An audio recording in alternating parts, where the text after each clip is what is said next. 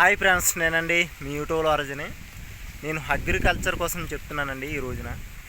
Agriculture అంటే ఒకప్పుడు 1976లోన 1950 నుండి 2001 సంవత్సరం వరకు మనకు అగ్రికల్చర్ అనేది చాలా బాగుండిందండి. ఇప్పటికి మన దేశంలోన సంపద కోసం, మనం తిండే ఆరోగ్యం కోసం, హెల్త్ కోసం చాలా ఇబ్బంది పడుతున్నాము. అప్పటి నుండి మనకి 2002 నుండి 2005 నుండి మనకి అనేక రోగాలు అనేది విపరీతంగా పెరిగినాయండి.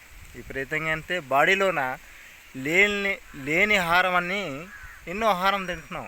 మన బాడీ కాసుకోవాలంటే అది పనవదు. మీకు వివరంగా చూపిస్తాను ఆ వీడియోలు అన్నది. నేను అగ్రికల్చర్ కోసం కొన్ని వీడియోలు అయితే నేను తయారు చేసి పెట్టాను. అవి ముఖ్యంగా అండి, మన ఆవులు నుండి ఆహారం తినే ఆవుల నుండి సేకరించిన మన ఉత్పత్తి చాలా అవసరం అండి. చూడండి, ఇది పిలకలండి, పేడ పిలకలు. దీని నుండి మనం వరిసేనికి అన్ని రకాలైన ఎరువుగా ఓడేది ఇదండి. మన బాడీలోకి తెగిలేని తిండి ఇటు నుండే ఎరువు తయారైస్తే చూడండి, మన రైస్ అండి, ఇది ధాన్యం. దీన్ని నేను చూపించిన పేడ పిలకల నుండి ఎరువు వాడితే ఇప్పుడుకి డిఫరెంట్ తెగులు ఉండదండి. అగ్రికల్చర్ కూడా అదే చెప్తున్నారండి మీకు వివరించి. ఒకసారి చూడండి, ఇది మనకి మినుములో కానీ పెసర్లో కానీ ఈ పల్లాకు తెగులు అనే తెగులు ఎక్కువగా రికార్డ్ చేస్తున్నావా, ఎక్కువగా వ్యాపిస్తూ ఉంటుంది. మరి ఇది ఏంటంటే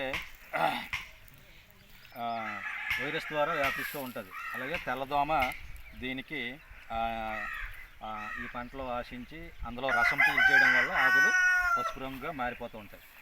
దీన్ని ఏంటంటే మనం మొదట్లోనే గుర్తించినప్పుడు ఎక్కడైతే ఇలాగ పసుపు రంగులో ఉన్న మొక్కలు కానీ ఆకులు కానీ కనిపించాయో వాటిని మనం మొదట్లోనే పీకేసి తగలబెట్టాలి. తగలబెట్టిన తర్వాత మనము ఈ సస్యరక్షణ చర్యలు తీసుకోవాలి. దాంట్లో భాగంగానే మనకి వివిధ రకాల కషాయాలు లేదా రసాయన పురుగు మందులు అందుబాటులో ఉన్నాయి. కాబట్టి వాటిని మనం ఈ ఆశించిన పంట మీద పిచికారీ చేయడం వల్ల దీన్ని చాలా వరకు కంట్రోల్ చేసుకోవచ్చు. అలాగే ఈ పసుపు రంగు జిగురు పూసినట్లు కూడా మనం పొలంలో అక్కడక్కడ అమర్చడం వల్ల ఈ పొలంలో తెల్లదోమ ఉధృతి ఏ విధంగా ఉంది, ఎంత మోతాదులో ఉందనేది తెలుసుకోవడం ద్వారా మనం పురుగు మందుల జోలికి వెళ్ళాలా, లేకపోతే మన ప్రకృతి వ్యవసాయంలో భాగంగా వివిధ రకాల కషాయాలతో కంట్రోల్ చేసుకోవచ్చా అనేది కూడా మనం తెలుసుకొని దాని ద్వారా మనము ఈ సమగ్ర సస్యరక్షణ భాగంగా ఈ తెల్లదోమని నివారించుకోవచ్చు అనేసి ఈ సందర్భంగా రైతులకి తెలియజేయడం జరుగుతుంది.